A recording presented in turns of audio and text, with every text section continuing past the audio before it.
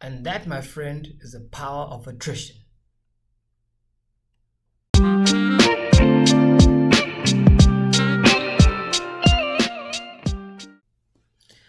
Welcome back to the channel. Thank you all for tuning in.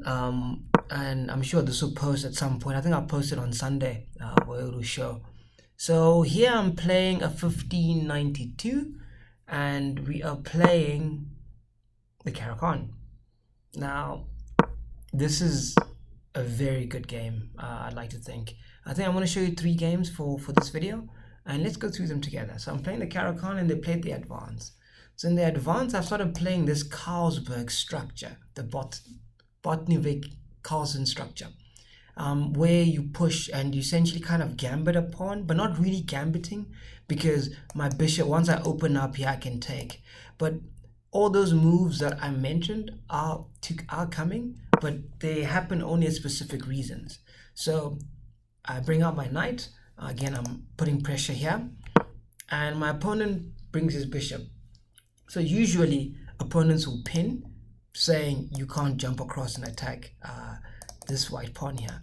But my opponent chose to play this move, and I'm like, okay. So I continued. I went to the take. And the reason why I went to the take is because usually when I put my knight here, the move that it's suggesting, I can't draw arrows. They take. Ugh, they take. And when they take, then I have to ruin my pawn structure, castle long, and casting long after opening this file. It's not really my cup of tea. So they took back, and I bring my bishop out because they haven't brought their knight out here. So I need to seal my structure. That's, where I'm angling at. So my opponent plays the other knight there, brings the knight to c3. I close in. So they offer an exchange of bishops. And letting my opponent take, I did think about that, maybe, bringing my knight out here to b4. But if they take it's open and my king's still in the center. I know their king's also in the center, but they have 1 move in a castle. I've got 3 moves essentially, because the best way for me to develop my knight would be to do this maneuver here or this maneuver there. That's 2 moves. And then I have to move this bishop out. I can't draw arrows today. Move the bishop out here and then castle. So I would have been behind. So I took. And again, the computer said that's the best move. So they bring their queen out. And again, I'm focusing on developing. I've got a free tempo on the queen, but it doesn't benefit me. Because if I do this... Okay, so I'm focusing on development. If I do this attack on the queen, they can check, and then their queen's invading and this pawn's weak. So it would have been a dangerous time for me. So they played that move thinking I'm going to bring my knight here. That's what they're trying to protect against. But those are never any good moves. So I bring my knight out. They bring their knight out. I took because their bishop is relatively strong.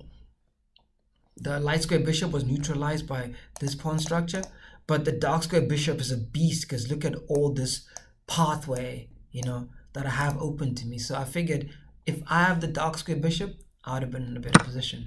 So this is where we go, and I castle. Now I'm happy. Now I'm thinking, okay, let me exploit my weaknesses. So they bring their rook to the c file. I bring my rook to c file. They bring their knight across. Now I'm thinking they're thinking of knight jumps to try to weaken my structure here, especially with the queen. That tends to be a problem. But again, like I said, I have the dark square bishop, so I can afford to actually even fianchetto, and by pushing this pawn up and bringing my bishop here, I'm untouchable. So I played this move preparing to push through, so like the knight can jump in, and I brought my queen in because I want him to create a weakness. And my opponent duly obliged. I was very happy with this position. So I push, my opponent pushes, and I'm like, perfect.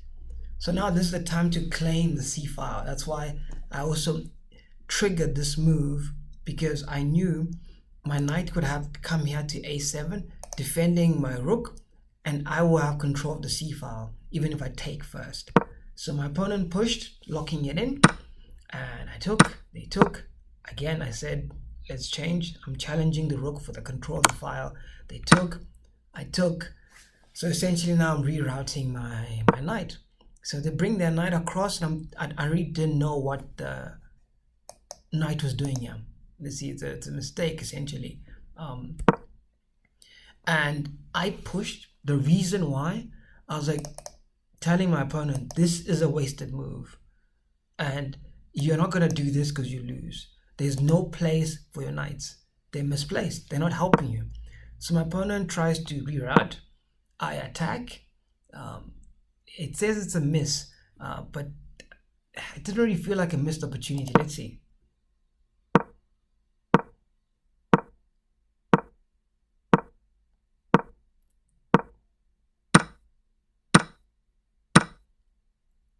Actually, that would have been nice.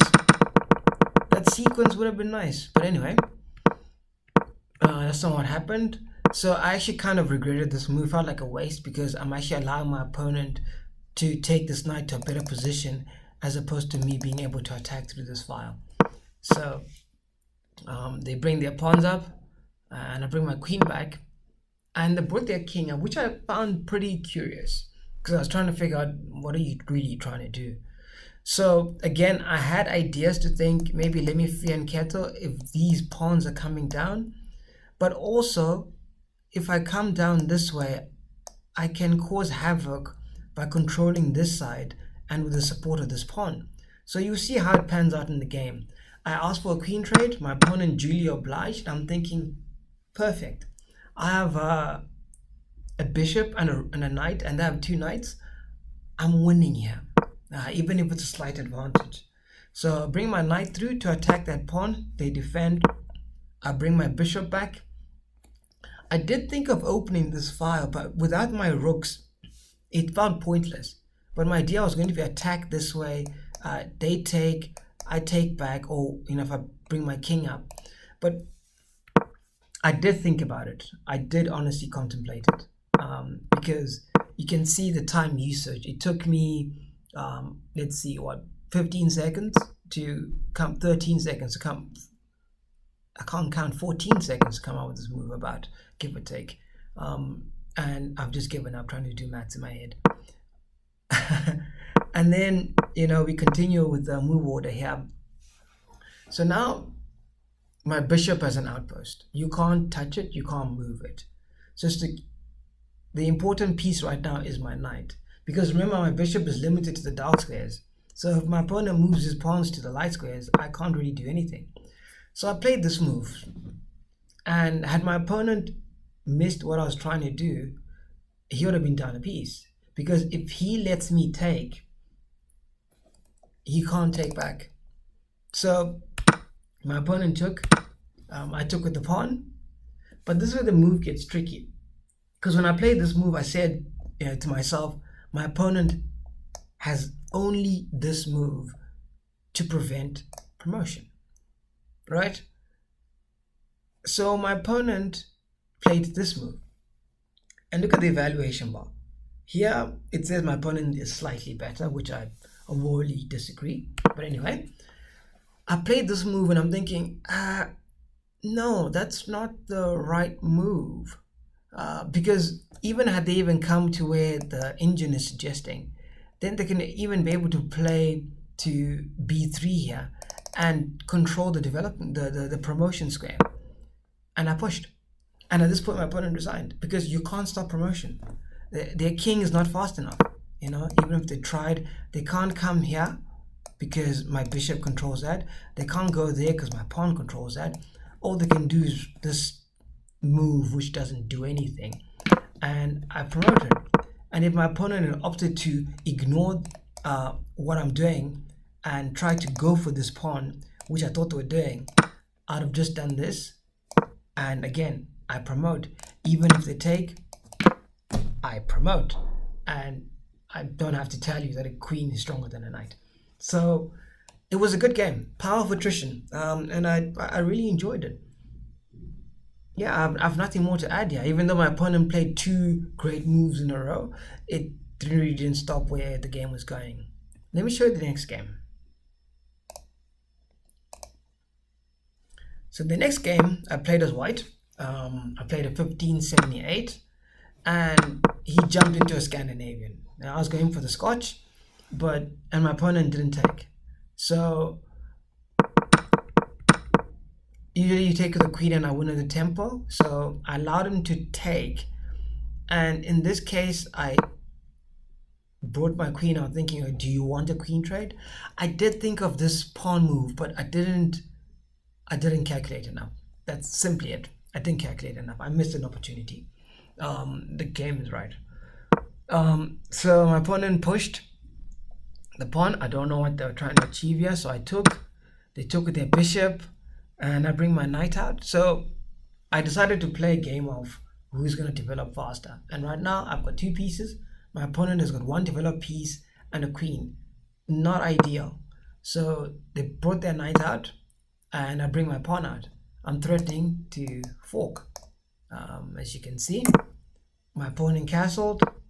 I bring my bishop out, and they brought this pawn, which I wasn't really too sure what it was supposed to do. I long castled, so now both our rooks are looking at the d file, and this is a blunder. Did I take note? I think I did. Yes, I did. Because remember, I set up this fork a long time ago. I mentioned it earlier, and then they castled. But by me castling, you can see I've added another attacker to this. So my opponent had to react, and they didn't. So they bring their knight out, and I took. They took. I took. I've got the file, but it's with my queen, so it's not ideal. And they took that pawn eventually. And I took this pawn here, which might... I think my rook could get getting trapped here. Yeah, because if they bring across... I don't see how I extract my rook. But anyway, they took, I took. They bring their queen out. And I brought my queen, my bishop back. Because if they check, I can always move my king up. So I'm not really worried about that.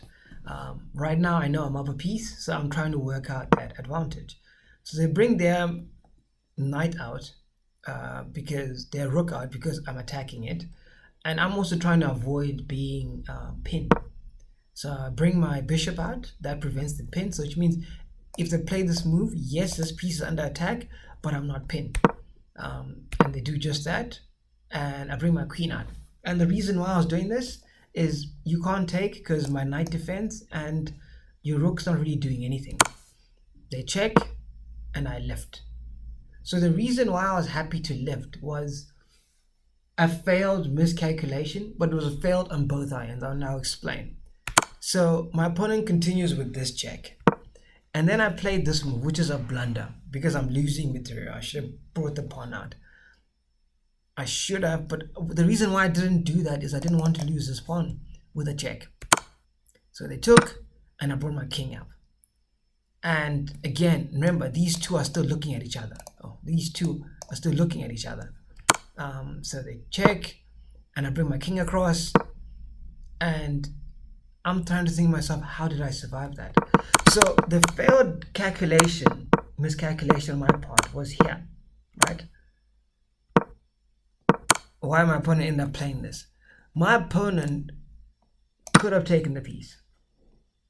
And with him taking the piece, I had calculated this king moves. Actually, you can't even do that. It doesn't allow you because it's not a legal move. This is the only move. I don't know. Maybe I would have played this check. But whatever. In my mind, I thought that my opponent would be able to move across and I take the rook with check. And it looks like my opponent had that in mind as well. Anyway, so the game continued. So they checked here and I moved across. And I bring my knight out. I'm attacking and it's defended with my queen. They bring their knight up. And here I block the path of the rook for being able to go across. And I'm attacking the queen of the tempo. So I played this move and my opponent comes here and I bring my pawn up. Again, everything is defended somehow. Like my pieces were just coordinated, and it also helps when you have an extra piece. So they bring their knight back, their rook back. I keep calling it rook and knight. And here I went across. So again, I'm threatening this check, and my opponent resigned because there's really very little that they can do. My threat is simple. It's just checkmate. And my opponent felt like he had no moves of what he could do, and and I think I felt the same. I remember playing this game. I was very happy when I played it. Like it was very calculated, well rounded, and it was a very good game. So there's very little my opponent could have done. As you can see, past this move here, which is move what, 22. I mean, the game ended straight after that. But essentially, even from here, after that miss when they didn't take for whatever reason, I was in control. And there was very little that my opponent could have done. They could have been up in exchange, but they chose not to. Anyway, let me show you game 3. Because I've shown you a Caro-Kann, I've shown you an attempted Scotch, and I end up playing almost a Scandinavian. And now we're playing as black again. And as black, you know how we roll, we go for the Caro-Kann. And again, we went for an advanced. And if you remember, with this structure, you push. So again, it's pretty much behaving as that same other match. But only this time I have blocked my bishop. And the reason why, I can't take the square. So if I bring my bishop to this square, it can always be kicked away, and they get space. And I figured, let me not allow that with tempo. So I went for the check. They went for this move, and I continued my development because my argument was, if you take, I take. And they pin, and I took. So had I could have castled. It wouldn't have really made a difference. But anyway, I chose to take. They take the queen, and I castle. They took, and I bring my knight out. So I'm pretty much shifted everything to the right. But I have one knight. And usually the knight in the Caro plays defense somewhere in this structure here. But again, I didn't long castle, so my king's perfectly safe. So I wasn't too worried. So I bring my pawn up, and again, I'm bringing my bishop to, I have to develop it somehow. This structure doesn't really help a light square bishop. I have to get my bishop out.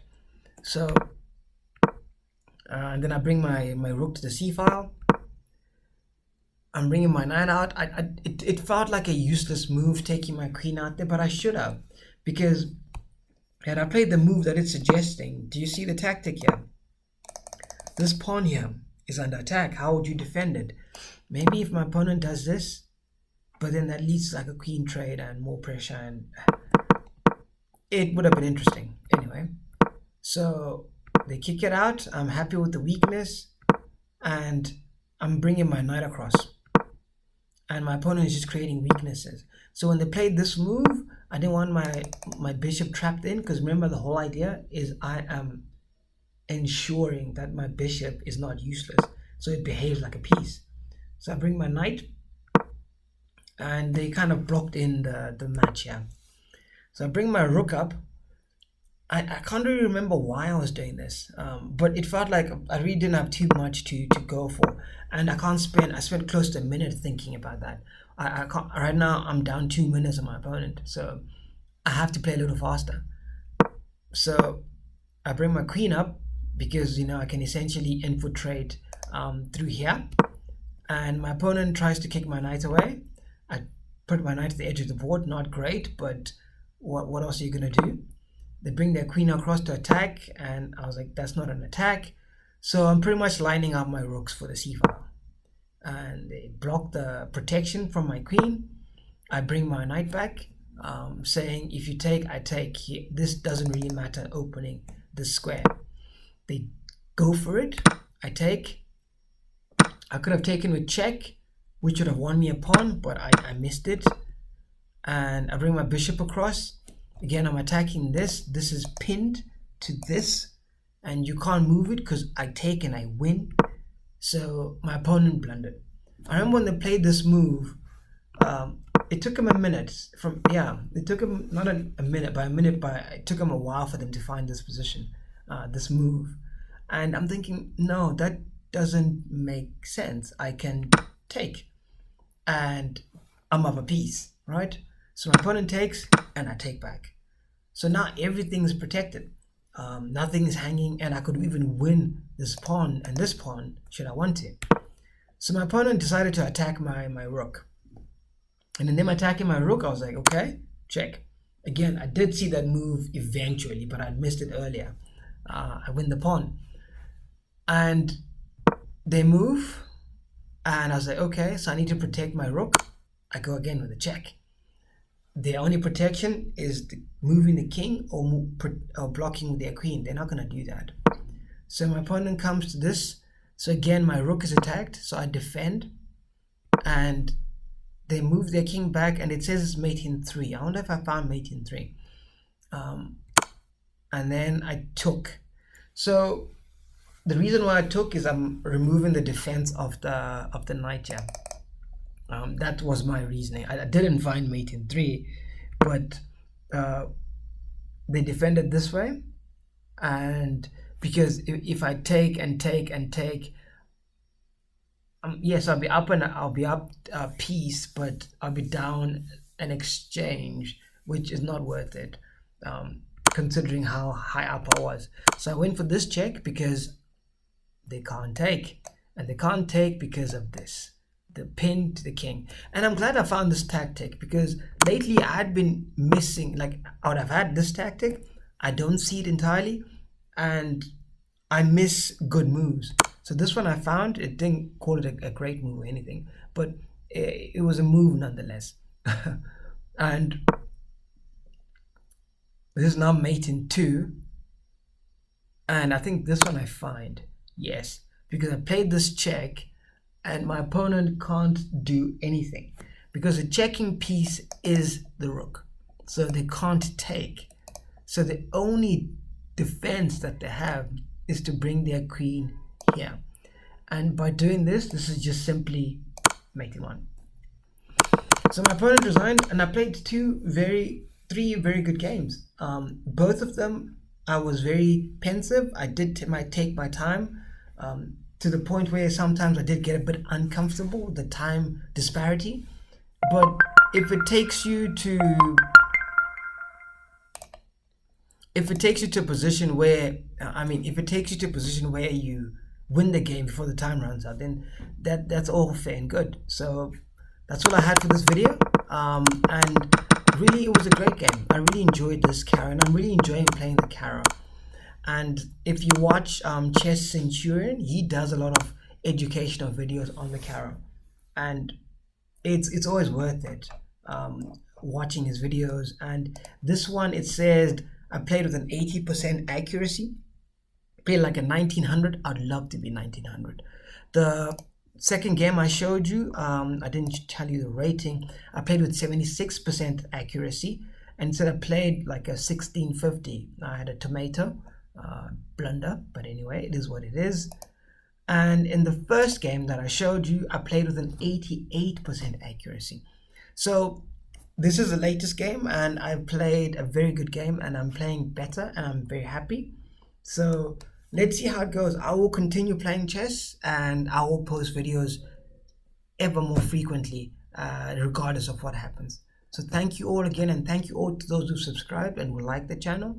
Please, let's continue, and I'll continue to post more, and I'll see you in the next one.